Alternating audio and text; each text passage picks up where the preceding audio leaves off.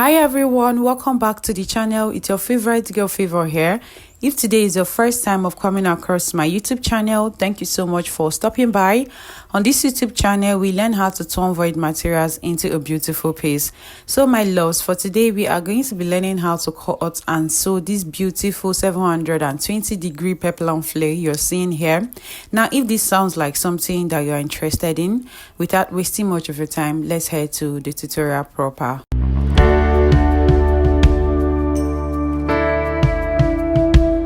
So my loves, for today's tutorial we are going to be making use of this fabric. Now this tutorial came in on request. I posted a short last 2 weeks and someone requested for this tutorial. So for today's tutorial we are going to be making use of 2.5 yards. That is what I used exactly in cutting that. The only difference is that this is not going to be a two-step peplum. All right, now this is the interfacing we're going to be using. This is the lining. We're going to be using the two together. So go ahead and keep this aside. So for that tutorial you can use 2.5 yards, but for me I'm not going to be cutting two peplum flare. So if you want your peplum to stand out, I recommend a crinoline. But for me, I naturally do not like to put a crinoline for my own personal clothes because I'm not a peplum person. It comes once in a blue moon.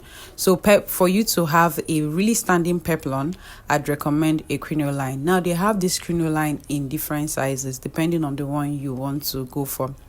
Now we're going to do a quick mathematics before we go straight into cutting our 720 degree flare. Now to get our 360 degree flare, we divide our waist measurement by 4 to get this 360 degree flare. My waist is 29. You will divide it by 4. Now when you divide it by 4, whatever it gives you is what you're going to use in getting your 360 degree. So when I divide my round waist measurement into 4, it will give me 7.2. Now to get our 720 degree flare, we are going to be timesing our 360 degree flare times 2, which will give us 720. That is 360 plus 360 will give us 720 degree. Now to get our 720 degree, we are going to divide our waist measurement into 8. When I divide mine, it gave me 3.6, and then I added extra 4 inches to it for other allowances. All right, so in essence, now we are going to be using that 4 inches that my 29 divided by 8 gave us. Now 720 degree, we are going to divide our waist measurement by 8. When we divide it by 8, it will give us 4 inches. Now these 4 inches, we are going to cut it into 2 places. I hope you understand to this extent. So to get our 720 degree, you times your 360 by 2, whatever it gives you, divide by 8. So we're going to be cutting on our pattern paper first. So we're going to fold it into 2 first, and then we'll now fold it again like this. Okay, now when we fold it this way, you can see the way I folded it. Fold it into 2 first, and then you close it up, making it 4 inches. So when you do it, you see that it will give us 4 pieces, just like what you have here. And in cutting, you are going to be cutting this place that does not have any opening. Now in getting our round waist measurement, this is how I usually get mine. I will just fold my tape to this extent. Remember, it's 4 inches that we are going to be cutting as our round waist measurement. So when I place it like this, I will mark it here. When I mark it down here, whatever it is I have here, and I have this here to be 7.1. So when I do that 7.1 here, at this point here, I will mark it down here. And then at this other point, I will also mark whatever I have here. I will place it at this other edge, and then I will mark it down here. Now with what we have done, we are not going to use it to go around. Remember, we marked 7.2. I'll mark the 7.2, connecting it from this edge to this point, and then we'll make sure to meet the other 7.2 that we first marked where our tape is going. See, if you don't understand what I'm saying, just follow what I'm doing and you're good to go. All right, so we're going to make sure we have our waist measurement that we're looking for. So our waist circumference we are looking for is 4 inches, and mine give me exactly 4 inches. So sometimes it might not give you exactly that. When you do it and it doesn't give you that measurement you're looking for, your waist measurement, you extend it out. I hope we understand to this point. Now to get our peplum length, usually the highest I know peplum length can get to is 8 to 9 inches. So for me, the length of my peplum, I'm going to be making use of 8 inches. So you can see where I placed it. From that our round waist measurement we did before, we'll now place it to the length we want our peplum to be. So for me, I want my peplum to be 8. You can see that I placed my 8 inches at this point, and then I will mark at this point. I will also place it. You see the way I'm moving it around. All I'm doing is for us to get a perfect square or a perfect circle. This is a perfect circle. That's what I'm trying to do. So I will take it around. You can see the way I'm moving my tape. I will connect it, and then I will try to connect the other dotted lines just like this. Now after getting it, we'll go ahead and connect the line.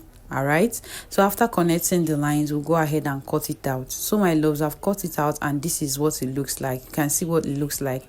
So what we're going to do is we're going to use this our peplum now that we already marked out to cut on our main fabric and on the interfacing as well, and then I'll bring it back. So my loves, I've gone ahead to cut out our peplum flay, and this is what it looks like. Remember from our calculation, I say for us to get our 700 degree flay, we'll cut our 360 degree flay into 2 places. So I've gone ahead to cut it out. So this is it on our main fabric. You can see that I have 2 pieces of each of this peplum that we have. So this is what it looks like. I have 2 of the main fabric, and then I have 2 of the interfacing. Don't worry, you will see how we're going to be achieving our 7 degree later. Now we're going to go ahead and open it up, one of the peplum. You can pick from this edge, from any angle, and then open it up. You can see the way I'm doing it. So what we're going to do right now is to just go ahead and open just one side up. Just pay attention to what I'm doing, and you're good to go. Now that we have cut out for this first one here, now you can see that just one of these is 360 degree flare. Now what we did for the other one is what we're going to do for this other peplum 360 as well. We'll go ahead and open one side up like this. Now this side that we have opened up, all we need to do is pick the 2 peplum flay, that is the 2 360 degree each, and merge it together. Just join it together fabric by fabric, and then we'll go ahead and close it up with 1/2 inch. All right, so we'll close it up by 1/2 inch. Do not forget. So by the time we open it up like this, is now going to be giving us 720 degree flare. So we'll do the same thing for the interfacing. We'll go ahead and open it up. Just open one side up, just what I am doing here. Just tear it open like this, and then we'll also do the same thing for this other peplum. When we open it up, we'll go ahead and join it together. Now please pay attention that you're going to be joining them lining by lining and then fabric by fabric, just the way I am doing it here. So I will take this now, I will join the 2 linings like this and bring it back. So my loves, I've gone ahead now to join the pieces together, but let me quickly explain something. If you want your peplum to be really thick and standing, you can use interfacing for it. This is a paper stay. You can use it to attach to it. Like I said, this tutorial is a demonstration of the requested tutorial that came in, so I'm not going to be including any of this, but in case if you want it, you go ahead and add it. So I have gone ahead to join our lining to lining. This is what it looks like, and I as well ironed it out, and I did the same thing for our main fabric. I joined the fabric to fabric, and then I ironed it open.